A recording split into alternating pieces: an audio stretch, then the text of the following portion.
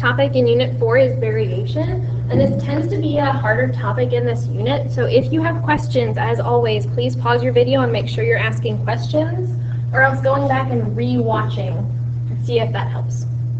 So when we're talking about variation, there are two types, if you remember, and the first one we're going to talk about is direct variation, which is y equals kx. Okay? So this is where k acts as the slope.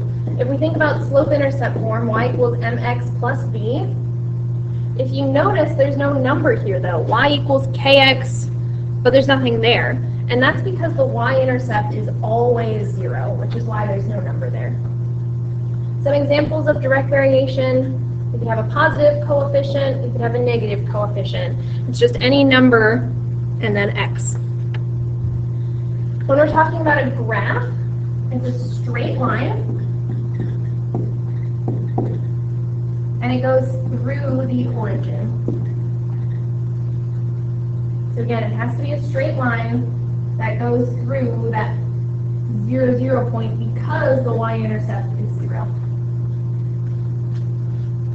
All right, to see if direct variation exists in a table, we verify that y over x is the same for each pair. And y over x is how we find k. And then from there, we write the equation, if it is direct variation. So looking at this table here, again, x and y, I'm talking about the number of people and the total bill. So as my number of people increases, the more friends I bring to dinner, the more expensive our dinner costs. But if I check this direct variation, you might want to make yourself a little note. K equals y over x. I'm checking to see if each y divided by x is the same. So I'm going to do 3 divided by 1, which is 3. 6 divided by 2 is 3. Okay, so I did that one. 9 divided by 3 is 3. And 12 divided by 4 is 3. So each time I divided y over x, I got 3, which means that it is direct variation, and I can write the equation. Y equals, what was the number we got each time we divided? 3 was my constant, so y equals 3x. Which means now I can plug in any number and figure out, if I bring 10 friends, let's say, how much money will it cost us for dinner? $30, right? I just plug that in for x and I get my y value. All right, looking at example 2, each point on the graph below is on a line from an equation of a direct variation. Plot 3 other points on the line. Well, we know that direct variation has to go through what very specific point? Always goes through the origin, right? Okay, and from there I can figure out my slope, rise over run. So it looks like up 1, right 1. So if I follow that pattern, up 1, right 1. All right, so there's 2, 2. Again, up 1, right 1, I could have 3, 3. I could also go down 1, left 1, which would put me at -1, -1. I know we don't have to put 4, but we'll put a bonus 1 on there. Okay, so any point on that line, but it has to go through the origin, and then find your slope from there. All right, this should say example 3. Given that the variables x and y vary directly, and x equals -3 when y equals -30, write the equation that relates x and y. Then use that equation to find the value of y when x equals -8. So this is a pretty long sentence, and there's quite a few parts that we need to pay attention to. So step 1 is to write the equation. And in order to do that, we need k. We need to find k. And like I told you up above, k equals y over x for direct variation. So to find k for direct, we divide. So in this case, we are using this section. X is -3 when y is -30. So k equals y is -30 over x, which is -3. So -30 divided by -3 is 10. And then I have to write my equation. So that's k, but that's not my direct variation equation. My direct variation equation is y equals 10x. That's what I need. Y equals 10x. So this right here is step 1. I wrote the equation. The second thing I need to do is use that equation to find the missing value.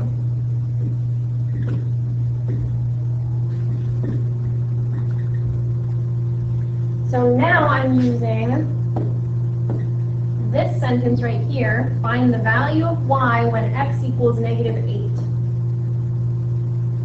So now I'm using the equation I wrote in step 1, and I'm plugging in -8 for x. So step 2, y equals 10 times -8.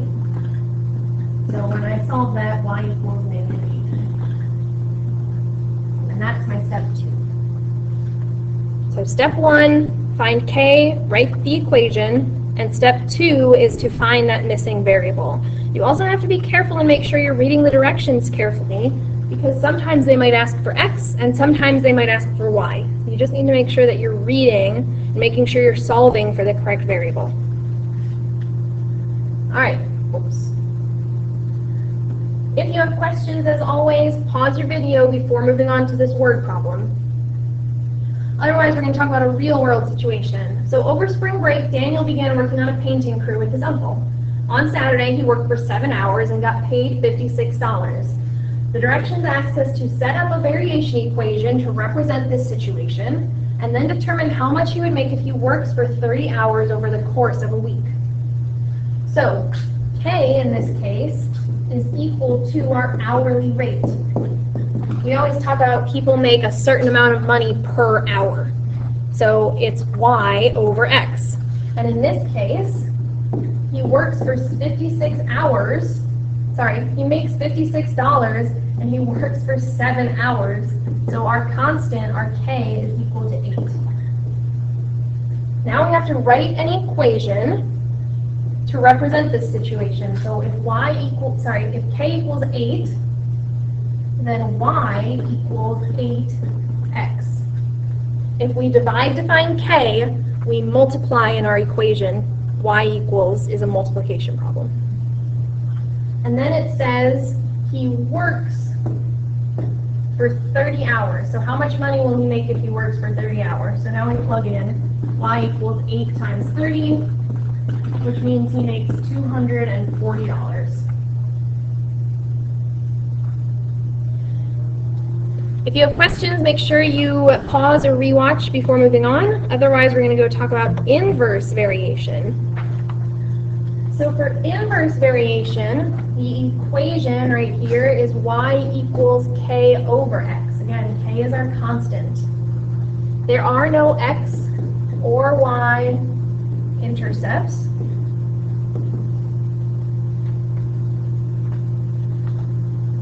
Again, it's a number over x. Y equals 3 over x. It'd be a negative number. Y equals a negative 2 over x. When we're talking about our graph, you're going to have 2 curves on your graph, and it will not pass through any of the axes. And it's not axes. We're not talking about chopping things. They're axes. It won't cross the x or y axis. So when I graph it, it's going to look like it touches, but it never will. It's going to keep curving and then going either across or down. And it can be in the second or fourth quadrant, or it can be in the first and third quadrant. Again, it'll look like it gets really close, but it will never touch either of the axes. Alright, so to see if inverse variation exists from a table, we verify that x times y is the same for each pair. And then from there, we write the equation. So for direct, we were dividing y divided by x. For inverse, to find k equals x times y. So we're going to check each of these pairs and see if we come up with the same constant. 3 times 8 is 24. 6 times 4 is 24. 12 times 2 is 24. And 24 times 1 is also 24. So in all of these pairs, we got a constant of 24, which means that it's inverse variation. So from there, if k is 24, we need to write our inverse variation equation. If we multiply it to get k, our equation is going to be division. Y equals 24 over x. And that's our equation. Looking at example 2, again, this is another lengthy problem and we need to break it down in steps. But we're going to read through it first. Given that the variables x and y vary inversely, there's our key word, and x equals 4 when y equals 20, write the equation that relates x and y. That's step 1. Then use that equation to find the value of y when x equals 10. So again, the first thing I need to do is write the equation. And again, just like before, I need to find k first. So we're going to do that first, step 1. So in order to find k, I'm using this information right here. X is 4 and y is 20. For inverse variation, k equals x times y. So k equals 4 times 20, k equals 80 in this problem. And that's great. We needed to write our equation now. Since I multiplied to find k, my equation is division. So this is step 1. Write my equation. Then I need to use the equation to find missing value.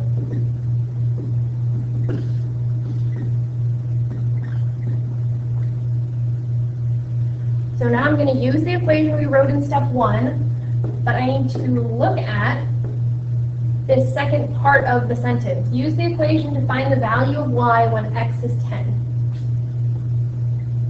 So I'm going to use that equation, y equals 80 over, and it tells me x is 10. So in this case, y equals 8. And this is my step 2. If you have questions about how I got any of these steps, make sure that you either go back and rewatch or ask questions so that when you get to your U-Dos, you know how to do them. All right, last problem here, another real-world situation. Daniel did such a great job painting over spring break that he's been contracted to paint his neighbor's house. That's pretty awesome.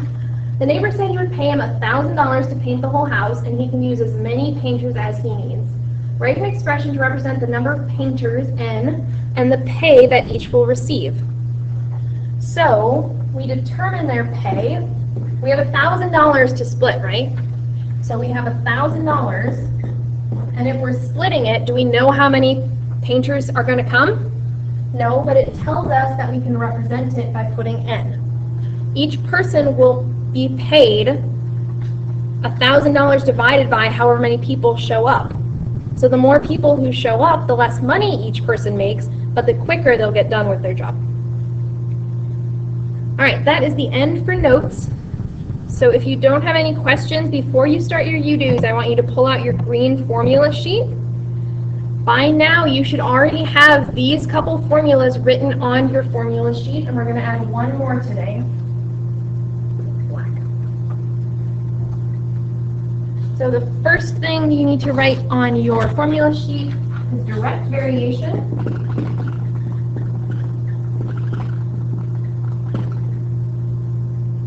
And for direct variation, the equation is y equals kx. You might want to make yourself a little note, too, that in order to find k, we do y over x. And then our graph is a straight line through the origin.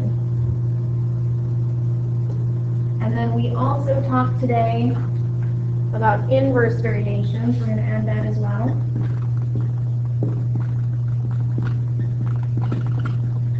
Which is y equals k over x. And again, add yourself a little note, k equals x times y. And when we look at the graph, we see two curves that never touch the x or y axes. So So please make sure that you are adding these to your formula sheet because you will have a formula quiz at the end of this unit during test day. If you don't have any other questions, you can go ahead and start your UDOs.